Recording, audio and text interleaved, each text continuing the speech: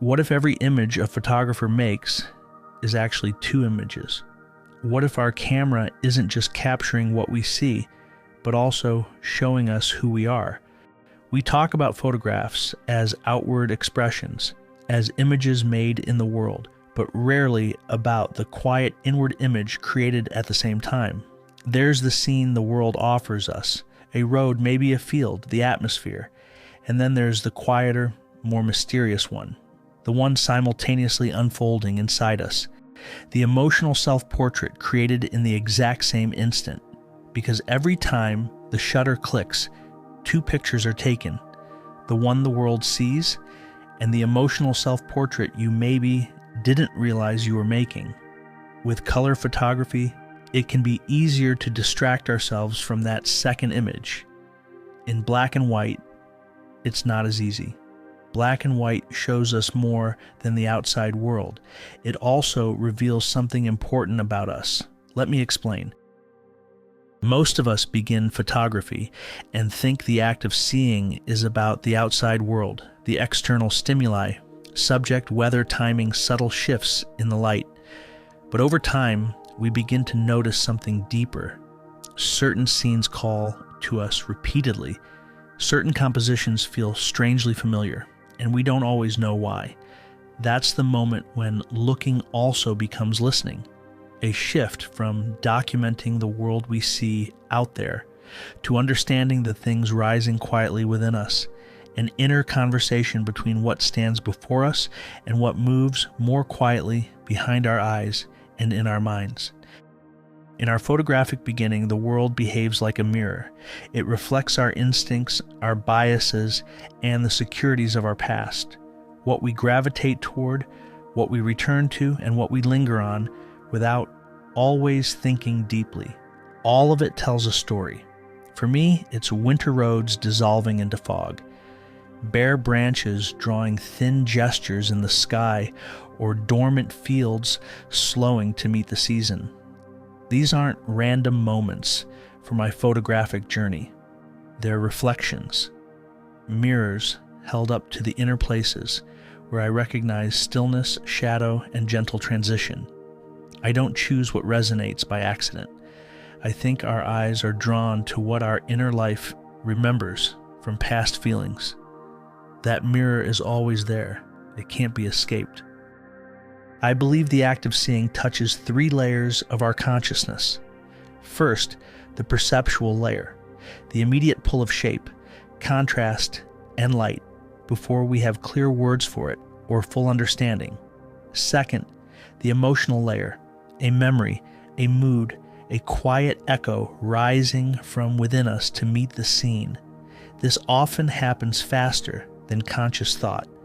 And finally, the reflective layer, the meaning we notice later, when the moment shows us something about ourselves we didn't necessarily see or fully contemplate at the time. We often understand our moments long after we live them.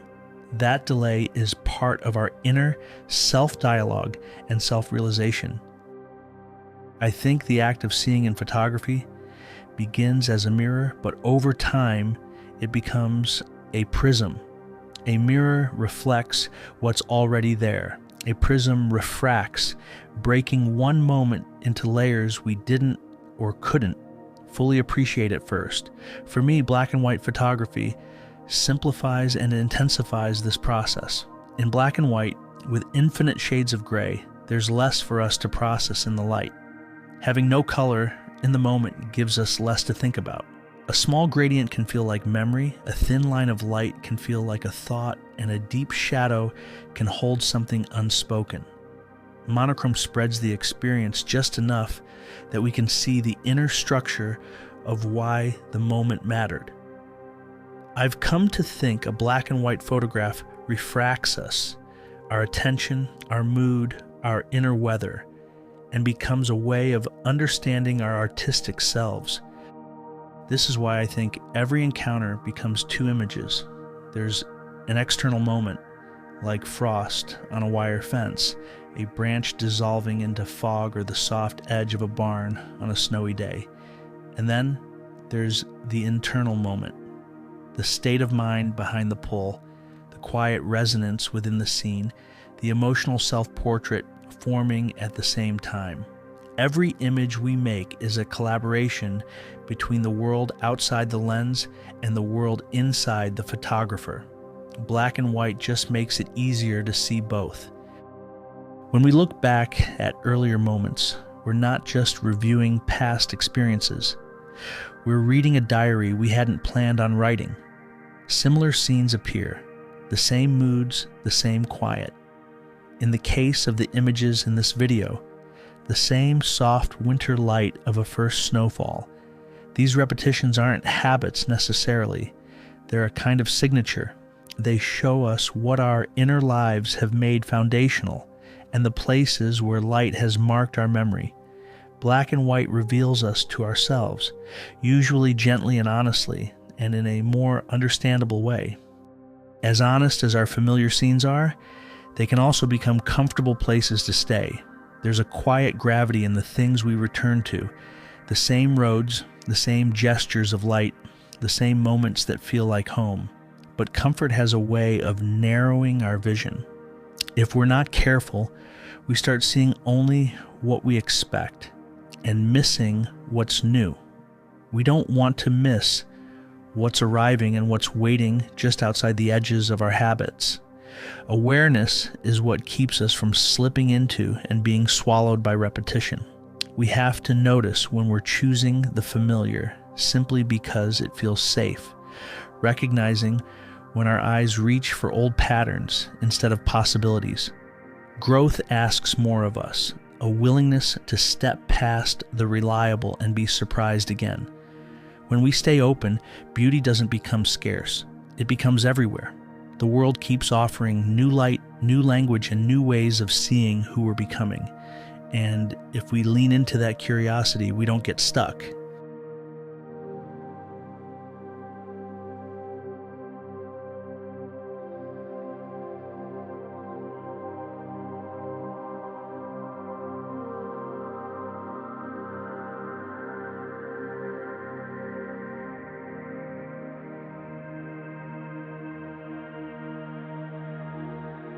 So the next time we step outside, let's look for the two images, what we notice and the image it makes inside of us. Let's acknowledge the mirror, the scenes we're drawn to without asking why. And let's also see the prism, how a moment breaks into layers when we return to it later. And let's pay attention to that quiet self-portrait hidden inside every frame of our lives. And as we keep noticing, something else begins to happen. The familiar doesn't trap us.